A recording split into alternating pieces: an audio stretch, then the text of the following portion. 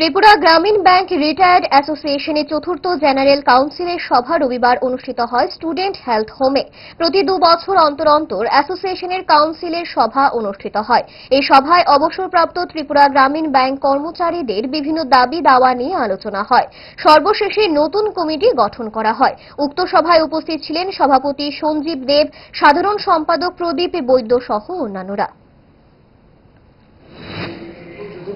Bible conference আমরা ত্রিপুরা গ্রামীণ association আমরা প্রতি 2 বছর পরে আমাদের এখানে কনফারেন্স হয়, সেই অনুযায়ী এটা চতুর্থতম কনফারেন্স আজকে এখানে হতে যাচ্ছে।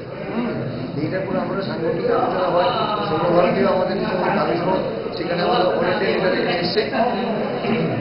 অল ইন্ডিয়া লিডার আমাদেরকে বিস্তারিত আমাদেরকে জানাচ্ছেন বর্তমানে আমাদের পেনশন আমরা কী ভবিষ্যতে আমরা কী পাবো, কী দাবিটা আদায় আছে, ও সমস্ত নিয়ে আমাদের কথাবার্তা এখন শুনেছি। এগুলি আরও বিস্তারিত আলোচনা হচ্ছে। এখানে অন্যান্য ব্যাংকের যেমন স্টেট ব্যাংক বা পিএনবি লিডাররাও এখানে এসছেন, ওনারাও ওনাদের বক্তব্য পেশ করবেন।